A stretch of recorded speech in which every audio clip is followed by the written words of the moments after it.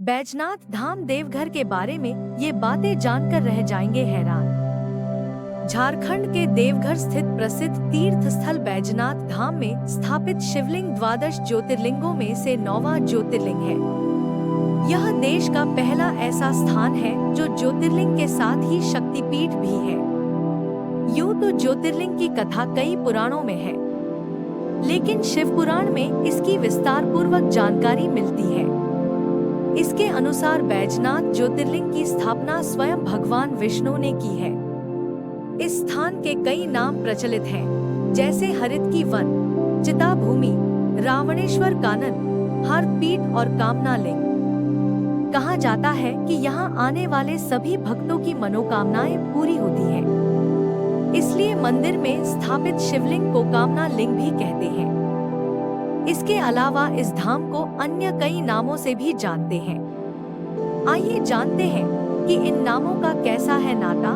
बैजनाथ धाम देवघर को हार्दपीठ के नाम से भी जाना जाता है।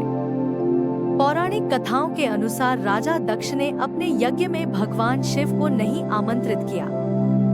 यज्ञ के बारे में पता चला तो देवी सती ने भी जाने की बात कही। शिवजी ने कहा कि बिना निमंत्रण कहीं भी जाना उचित नहीं।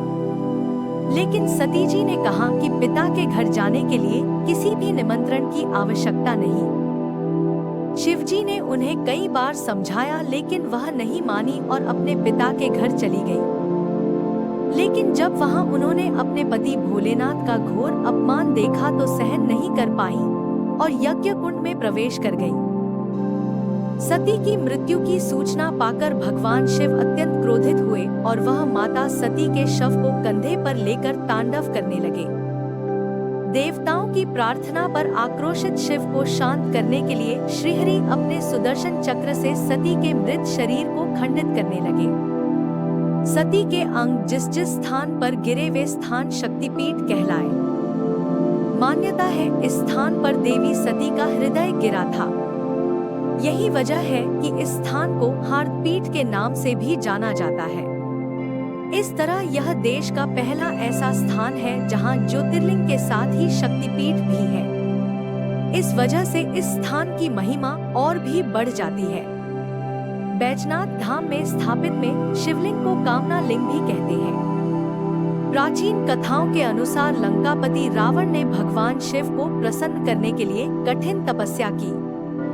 रावण की तपस्या से खुश होकर भगवान ने उससे वरदान मांगने को कहा तो रावण ने कहा कि वह उन्हें अपने साथ लंका ले जाना चाहता है।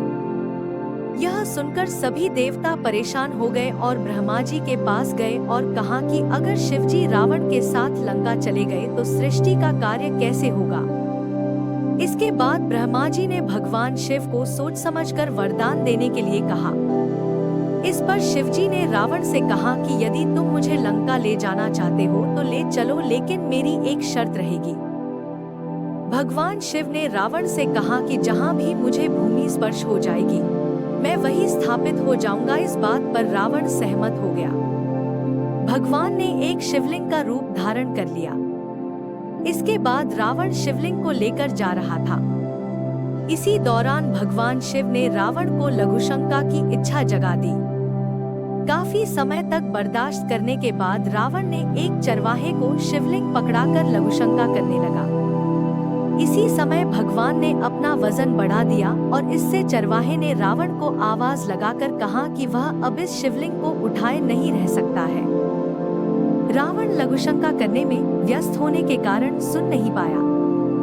इधर चरवाहे ने शिवलिंग को जमीन पर रख दिया।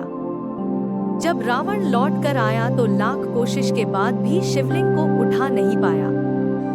तब रावण को भगवान की लीला समझ में आई, वह अत्यंत क्रोधित हुआ।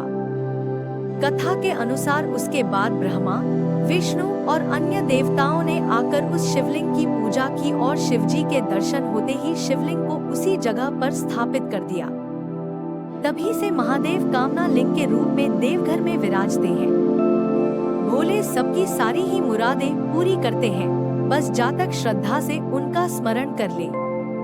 कामना लिंग की भी ऐसी ही मान्यता है। कहते हैं जिनके विवाह में कोई दिक्कत हो वह अगर यहाँ आकर दर्शन करके शिव जी का जलाभिषेक कर दे तो भोले की कृपा से 1 वर्ष के अंदर ही उनका विवाह संपन्न हो जाता है। कहानी पसंद आया है तो लाइक और सब्सक्राइब जरूर करें और कमेंट में हर हर महादेव लिखें।